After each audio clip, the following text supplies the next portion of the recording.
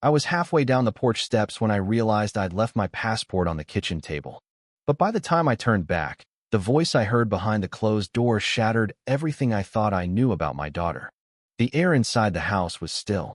The morning sun hadn't yet warmed the hardwood floor beneath my feet. I pushed open the front door quietly, thinking only of the manila folders sitting beside the bowl of fruit. I'd left in a hurry, distracted by the rush of the airport, the cab waiting outside, the nerves of flying alone at 74. I hadn't expected to hear voices. Not at that hour. Not from the kitchen. I paused at the edge of the hallway. "He's leaving today.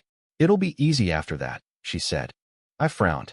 That was Hannah, my daughter, my only daughter. Another voice replied, a man's voice I didn't recognize. Cold. Measured. "And you're sure the will is updated?" There was a pause. I watched him sign it.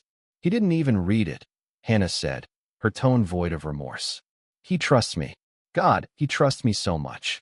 The silence that followed rang in my ears louder than her words. My legs stopped working. I pressed my back against the wall, heart pounding in a way I hadn't felt in decades. Sweat formed along my neck, despite the morning chill. I should have barged in, asked her what the hell she meant. But I didn't. I stayed frozen in place, not wanting to believe what I'd just heard. Hannah, my little girl. The one who cried into my chest when her mother died. The one I raised alone after cancer stole everything. I thought about the trust we built. The quiet mornings we spent on the porch. The sacrifices I made when I could have remarried but chose not to, because I didn't want her to grow up confused or feeling second. And now this.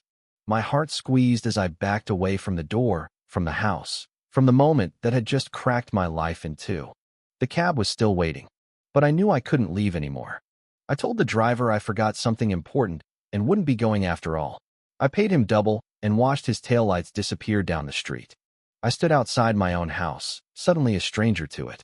I didn't go back in right away. The sun had climbed higher by the time I returned. I entered through the side door, quiet like a thief, though the house belonged to me. She wasn't in the kitchen anymore. I saw the folder on the table. My passport inside. A scribbled note on a post, it stuck to the front in Hannah's handwriting. "Don't forget this, Dad. Love you." My stomach turned. That night, I didn't sleep. I lay in bed and stared at the ceiling, remembering everything I could about the past few months. Hannah had been so attentive, so eager to help. She came by every few days, cooked for me, insisted I get some rest, that I stop worrying about the bills. She even convinced me to change my will 2 weeks ago, said it would make things easier, that she'd take care of everything once I was gone. Back then, her eyes had looked so warm. Now I wondered how much of it was real. I didn't confront her right away. The next morning, I pretended everything was normal.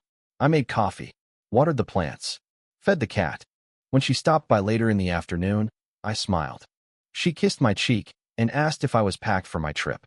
"Mostly," I said. "Some things came up. I might push it back a bit." She looked disappointed but didn't pry. "Let me know if you need help rescheduling the flight."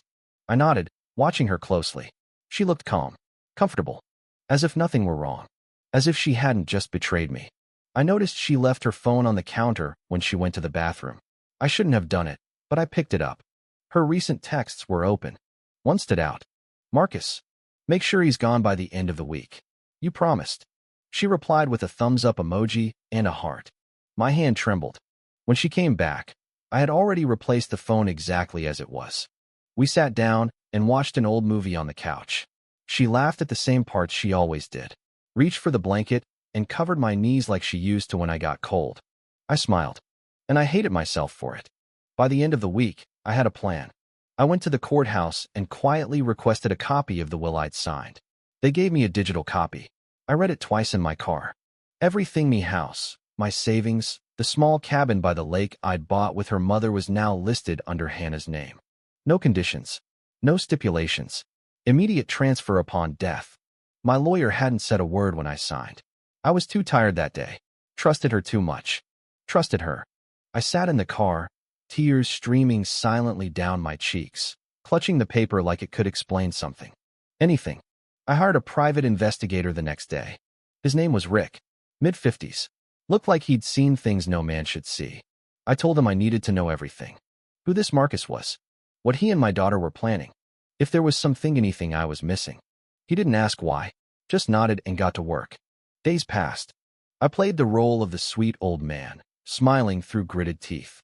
Hannah kept coming over, bringing meals, asking about my health, checking my meds. She even offered to organize the pill bottles. "I want to make sure you're taking the right doses, Dad," she said sweetly. I thanked her. Then, after she left, I dumped the pills in the trash and checked the labels. 2 of them weren't what I remembered. I called my doctor. "They're similar," he explained, "but not what I prescribed." I didn't tell him why I asked. Just thanked him, hung up, and sat down in the living room, staring out the window as my world fell further apart. A week later, Rick came back. He handed me a folder with photos. Hannah and Marcus. At a bank. At a lawyer's office. At a cemetery. "She told the lawyer you had early dementia, that you wanted to simplify things." My jaw clenched. "She's also taken out a life insurance policy on you," he added. "One you didn't sign." "How?" "Forgery, most likely. She had enough documents to mimic your signature." I leaned back in the chair. The room tilted sideways. Rick was still talking, but the noise in my head drowned him out. I didn't know what to do. My daughter, the child I raised with my whole heart, was preparing for my death like it was a scheduled meeting. I thought about confronting her, screaming at her, calling the police. But I didn't. Not yet. I wanted to understand why. That Sunday, she brought over lasagna. It smelled like my wife's. Looked just like it always had. We sat down to eat together. She poured me a glass of wine. I pretended to sip it. Halfway through the meal, I asked, "Do you remember the camping trip we took when you were 9? She laughed. "Of course. You got chased by a raccoon. You cried when you thought I was hurt." She nodded, smiling. "You held my hand all night." Her smile faded slightly. "Why are you bringing that up now?" I looked her in the eyes. "Just remembering things. Before I go." She blinked. "You're still going?" I nodded. "Maybe for good this time." She reached across the table and took my hand. "Whatever you need, Dad. You know I'll take care of you." I smiled again. And inside, something cold and final settled into place. That night, I didn't sleep. Again, I sat in my study, blinds drawn, a single desk lamp casting long shadows across the room. My eyes flicked from the framed photo of Hannah at age 5 missing her front teeth, holding a sunflower to the folder Rick had given me. The documents inside confirmed everything. Dates, names, motives. This wasn't paranoia. This wasn't grief distorting my judgment. This was betrayal. I ran my fingers over the edges of the old leather armchair, tracing the scars left by years of life. Spilled coffee, grandkids' toys, the slow wear of age. I had built this house. I had built this life. And now my own daughter was tearing it apart from the inside. A part of me wanted to believe there was still a chance she could be stopped, saved even. But the father in me, he was dying. And the man replacing him? He needed answers. I called Rick again. "You said you could set up surveillance?" I asked, voice quiet. He didn't hesitate. "I can have it running in 48 hours. "Do it. Just the kitchen and living room. And her phone if you can. I'll need access." "I'll get it." The next morning, I told Hannah I wanted help updating some electronics. I said I needed the Wi-Fi password changed, maybe get a new phone since the old one was acting funny. I played the helpless old man routine. She rolled her eyes and smiled. Within the hour, Rick and his team were in and out while she made a store run. Tiny cameras behind the bookshelf, inside the vent near the fridge, another beneath the clock on the mantel. Silent. Unseen. By the time she returned, the trap was set. I didn't want to trap her. But if this was going where I feared, I needed to know exactly what I was dealing with. For the next 2 days, I acted like everything was fine. I took my walks. I laughed at her jokes. I thanked her for bringing groceries. I even complimented the lasagna again. But inside, I was dying in slow motion. Rick would send me updates every night. Short clips. Transcripts. Her calls to Marcus became more frequent. "I gave him his pills," she said one afternoon, voice cold. "No, I didn't switch them yet. I'm waiting for confirmation from the guy you sent me." Another pause. "I don't want it to be obvious. If it's too quick, people will ask questions." My stomach turned. Marcus replied, "He's alone most of the time, right?" "Yeah," she answered. "Except when I'm there." "Then make it look like a fall. Or a heart attack. It won't take much." "I can't mess this up, Marcus. He'll forgive anything. But not that." "You think he suspects something?" "No," she said. "He still looks at me like I'm 6." On the 3rd day, Rick called me, not texted. I found something you need to see in person. We met at his office, a cluttered little space above a locksmith shop. He slid a flash drive across the table. From her phone, I cracked into her voice memos. I inserted it into his laptop and clicked the latest file. Hannah's voice came through, shaky, not the version of her I'd heard at home. Younger somehow, more nervous. He used to look at me like I was all that mattered. After Mom died, he changed. Got colder, more tired. Still loving, but broken. I thought if I could just fix things, make it easier for him, he'd finally rest. Then silence. Then a second recording. I know this is wrong, but it's the only way. He's alone. He's just waiting. He said he wants to die in that cabin by the lake. Maybe this is what he really wants. He just won't say it. I stopped the playback. She thinks she's helping me, I whispered. Rick nodded grimly. In a twisted way, yeah. It didn't make it right, but it changed something. This wasn't just greed. This was something worse, delusion wrapped in love. That night, I sat outside on the porch swing, staring at the stars. It was the same porch where I taught Hannah to count constellations. The same swing I had built with her mother one summer, back when we were both younger and thought grief was something that only happened to other people. I lit a cigarette. I hadn't smoked in 15 years. But tonight, I needed to remember what it felt like to be selfish. When Hannah came out to join me, I didn't look at her. You know, I said, voice low, I always thought I'd outlive my loneliness. She didn't respond right away. Instead, she wrapped the shawl tighter around her shoulders and stared off into the dark. What do you mean? I mean, I said slowly, that I thought having a daughter meant never being alone. Not really. Still nothing. I turned to her. But lately, I feel like I'm surrounded by shadows. She swallowed. Hard. You're not alone, Dad. I'm not sure you know what that means anymore. She flinched, just slightly, then stood. It's cold. I'm going inside. Of course you are. That night, I made my own voice memo. I didn't know why. Maybe to leave something behind in case things went wrong. Maybe to prove I still had a voice. I sat at the kitchen table, hit record, and spoke into the mic. Hannah, if you're hearing this, it means I finally saw you clearly. The you behind the smile. The you I raised, but never really knew. I paused, took a breath. I don't hate you. That's the worst part. I still love you, even after everything. I stared at the dark hallway where she'd disappeared minutes earlier. I just want to know why you couldn't wait. I would have given you everything. I still might. I saved the file, labeled it for her. Then I poured myself a drink and waited for morning. By the time dawn crept through the windows, I had made my decision. I would go to the cabin, alone, and I'd bring the folder, the recordings, all of it. Not for revenge, not even justice, but clarity. There was one more piece of this I needed to understand, and I couldn't do it surrounded by memories. I needed distance. I needed to remember who I was before Hannah became my only reason to live. I left her a note, went to the cabin to clear my head. Back in a few days. I didn't tell Rick. Didn't tell anyone. Just drove. The cabin hadn't changed much. The wood was older. The dock sagged slightly at the edge of the lake. The air smelled like pine and stillness. Inside, I lit a fire and sat on the floor like I used to when Hannah was a toddler.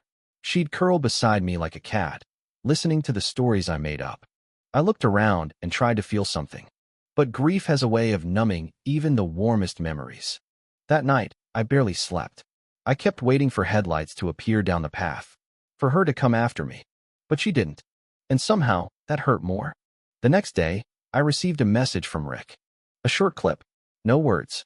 I played it. It was Hannah. On the phone again. I think he knows, she said, voice flat. He left early this morning. No warning. Marcus, could be spooked. Should we move faster? No. Let me handle it. If I push too hard, he'll lock everything up. Or worse. Worse. He's smarter than he looks. The clip ended. I turned off the phone and stared out the window at the still lake. I'd given her every chance. Now it was time she knew that I was no longer blind. 2 hours later, I drove back to town. Rick met me outside the lawyer's office. We walked in together. I updated the will again. Left a sealed copy with Rick. Another in a safe deposit box. And one more at home. Just in case. I was done hiding. I was ready. That evening, I called Hannah and told her I wanted to have dinner. Just the two of us. Can we talk? I asked gently. Really talk? She hesitated. Of course, Dad. But her voice shook. I set the table. her favorite wine, her favorite pasta, real candles. She arrived in a soft green sweater that made her look young again. Vulnerable. She sat down, unsure. I poured her a glass. Before we eat, I said, I want to play you something. She frowned. What is it? I pulled out the recorder. Pressed play. Her voice filled the room. The memo from her phone. Her voice trembled. Stop. I didn't. Her breath hitched. Dad, stop it. When it ended, I looked at her. And she looked at me like a child caught in the dark. Why? I asked softly. Tears welled in her eyes. I thought if I helped you go peacefully, you'd be proud of me. You always said you didn't want to suffer. You thought murder would make me proud? I wasn't going to murder you, she whispered. I don't know. I got in too deep. Marcus said. Marcus doesn't know me. I snapped. But you do.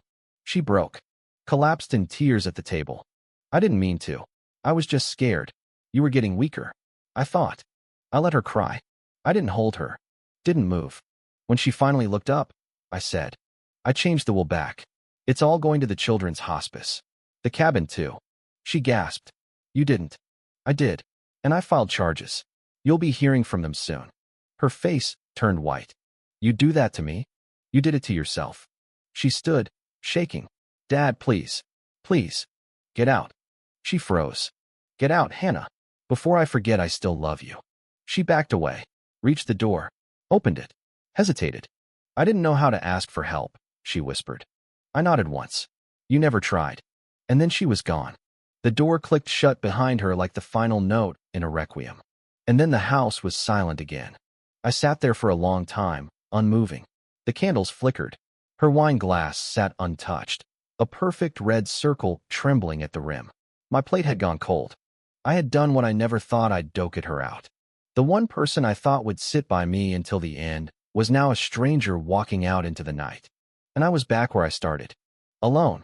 The following morning, I woke to an emptiness that didn't feel like grief. It felt like release. I packed up a small duffel bag and drove to the cabin again. No one knew this time, not even Rick. I left my phone behind on purpose. I needed quiet. I needed distance. I arrived before noon. The sky was clear and wide, the lake so still it looked like glass. I sat on the front steps for hours, breathing in the pine air, letting the solitude wrap around me like an old coat. At night, I made a fire and opened my wife's old journal. I hadn't touched it in over 20 years. Flipping through the pages, I found her words waiting for me like a friend who never stopped believing. You're a good father. Even when you feel like you're failing, I see how you love her. She'll know one day. Maybe not now, but one day. I read it over and over until the fire turned to ash. 3 days passed. I stayed at the cabin, ate simply, slept deeply. I didn't think about Hannah, or Marcus, or lawyers. I thought about her mother. I thought about the moment I held Hannah for the first time, tiny and loud and full of life.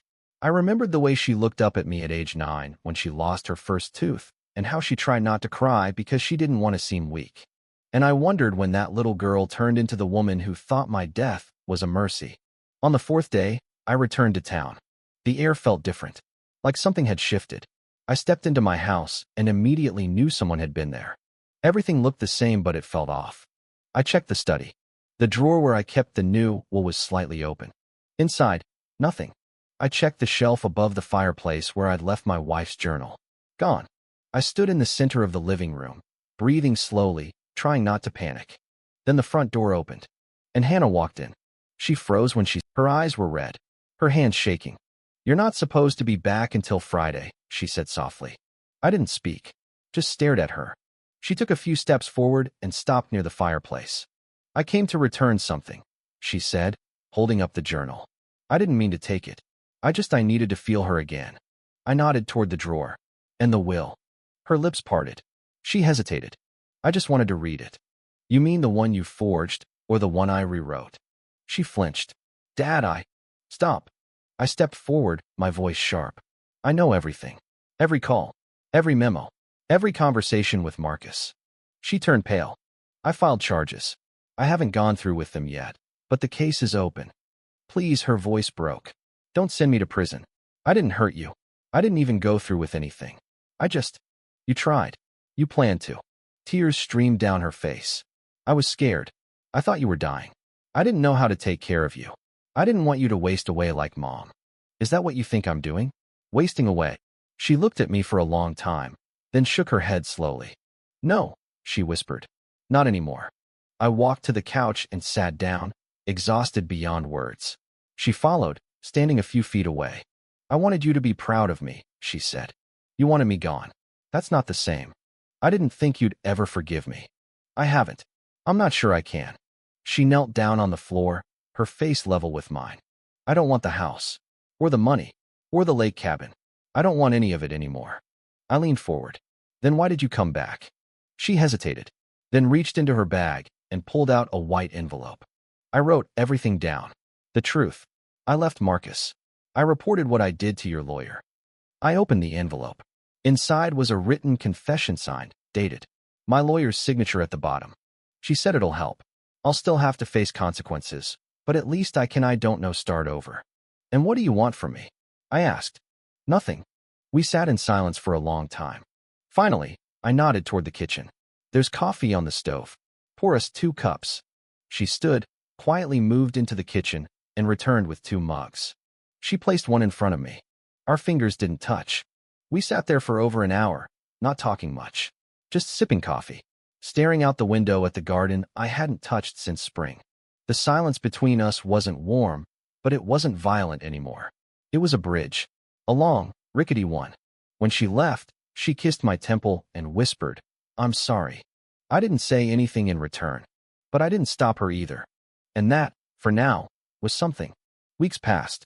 The lawyer confirmed the confession had been submitted to the state attorney's office. Charges would still be considered, but he told me it was likely they'd reduce them to attempted fraud with a plea deal. I didn't fight it. Hannah sent letters. 1 every week. Sometimes 2 sentences. Sometimes 5 pages. I read them all. I never wrote back. One morning, I got a call from the hospice center I'd added to my will. A quiet-voiced nurse told me that the first installment of the donation had helped them purchase a new van for transporting terminal patients. Your contribution is already saving lives, she said. I hung up and sat by the window for an hour. And I cried. Not out of sorrow. Out of peace. Because for the first time in a long time, something I did still mattered. Even if I wasn't sure my own family ever truly saw it. At night, I still hear Hannah's voice sometimes. That soft whisper in the hallway the day I came back for my passport. I replay it, over and over. Not as a punishment, but as a reminder. Love is not an excuse. Love can be twisted. And even the ones we raise to be kind and good can lose their way. But they can also find it again, if you let them. And if they're willing to walk through hell to earn your silence back, not your forgiveness, not your money, but just your quiet, then maybe, just maybe, they're still worth saving. After that call from the hospice, something shifted in me. I went into the garage and opened the old chest at the back, the one I hadn't touched since Hannah left for college. Inside were pieces of my life I thought I'd forgotten. My wife's scarf, still faintly scented with her perfume. Hannah's third-grade drawing of our family, with stick arms and a bright yellow sun. A birthday card from a long-gone friend who once told me I was the most stubborn man he'd ever met. I sat there for hours, surrounded by ghosts I hadn't spoken to in years. It felt like coming home, but to a house that no longer recognized me. And still I stayed.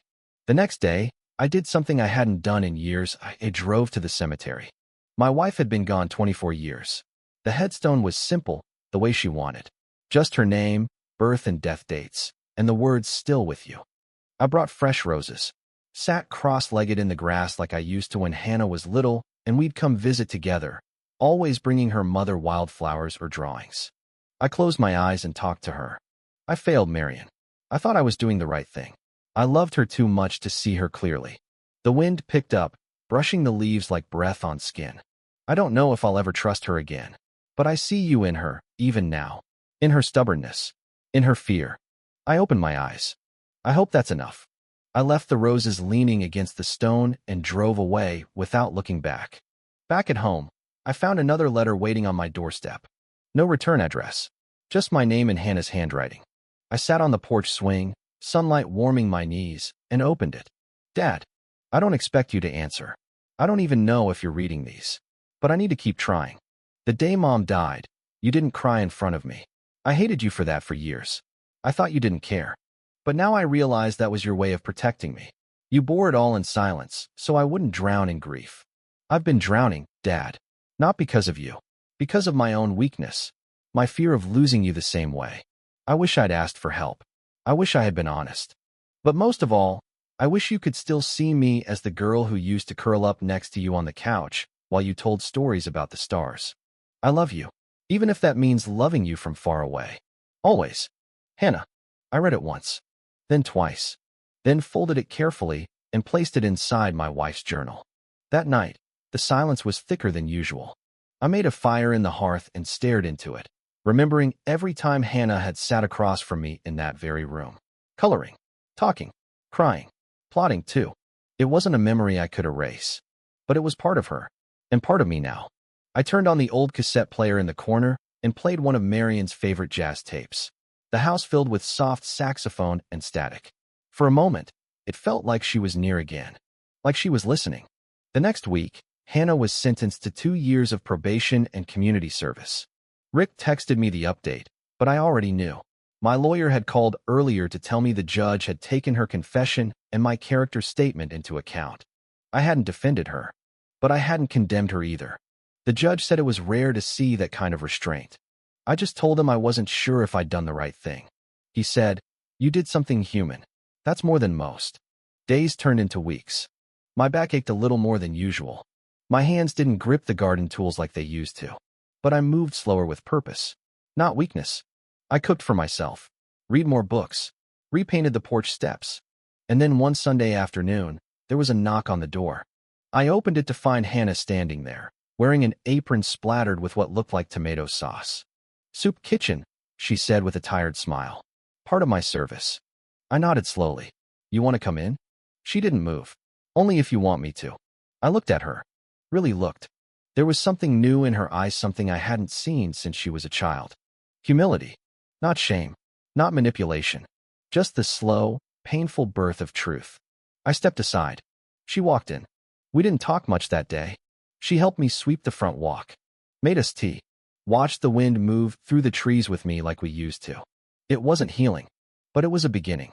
And beginnings, at my age, are more precious than most endings. Later that week, I went back to the hospice center. The van I helped them purchase was parked proudly out front. Bright blue, painted with sunflowers. They'd named it Marion. The nurse who'd called me before gave me a tour.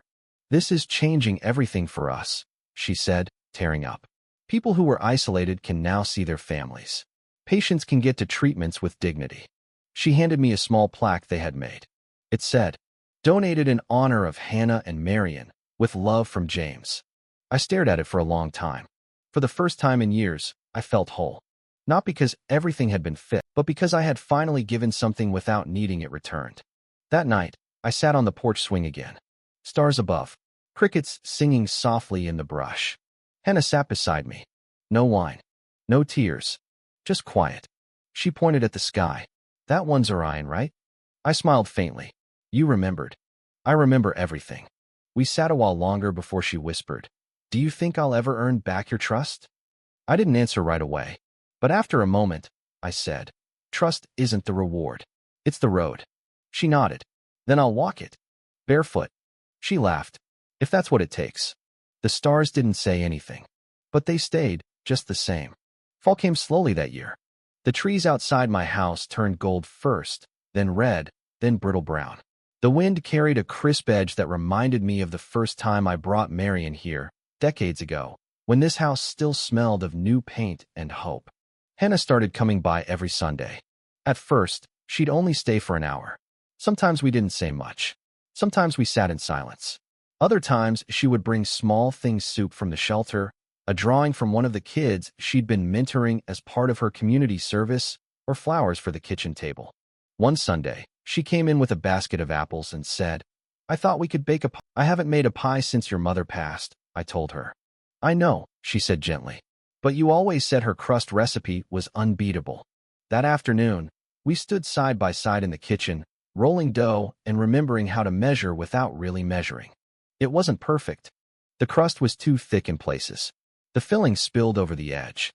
But when it came out of the oven, the smell cinnamon and sugar, apples melting into butter wrapped around the house like memory itself. She cut 2 slices and handed me one.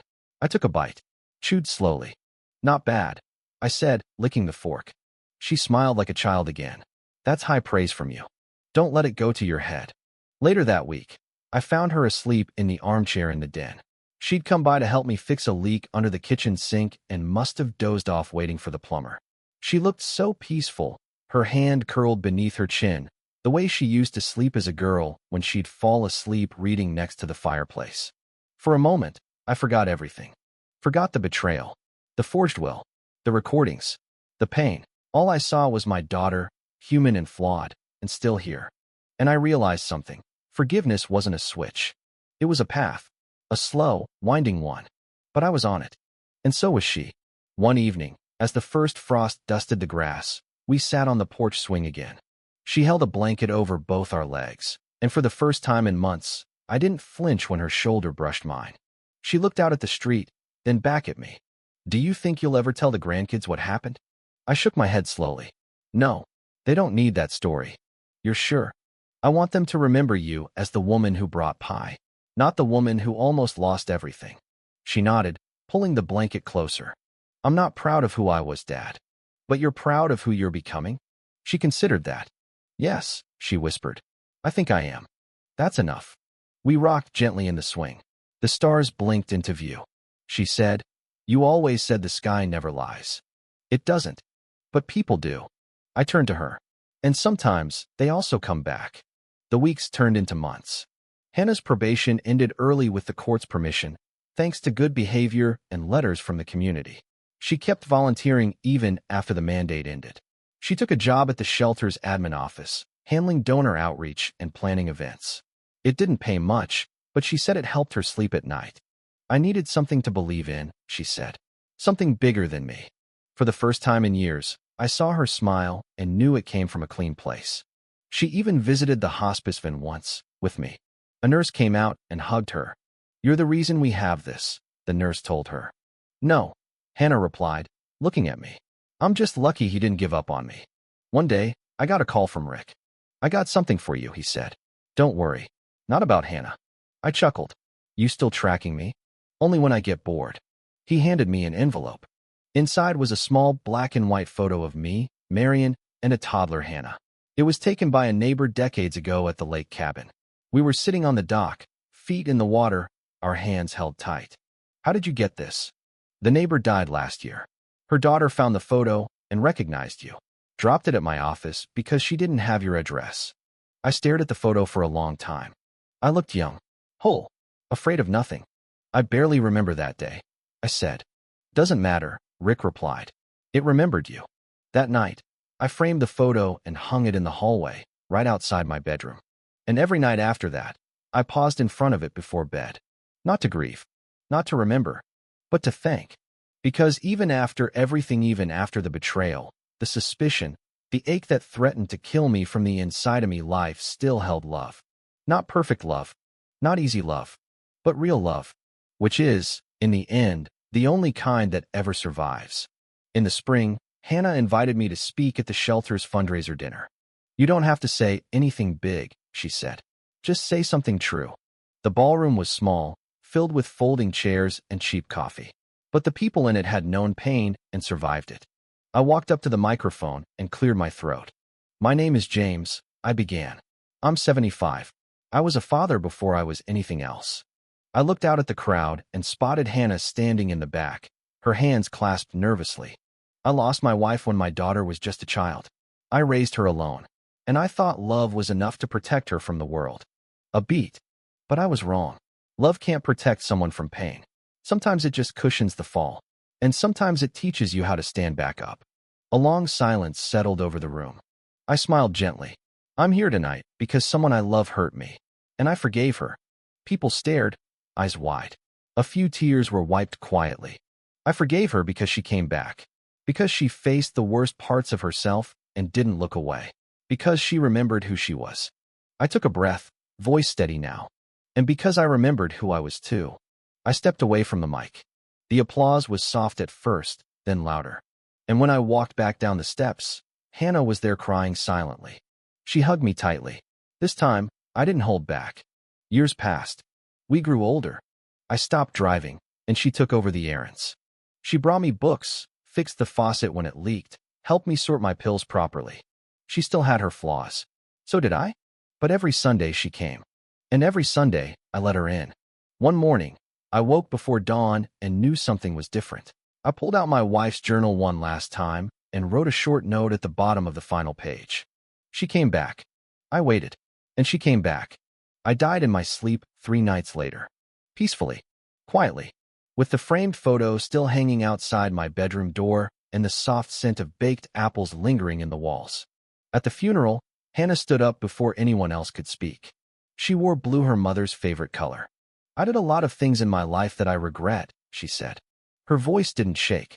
But the one thing I never regretted was coming back. She turned to my casket. Thank you for waiting, Dad. She touched the photo of us one last time. Then she stepped away and walked forward.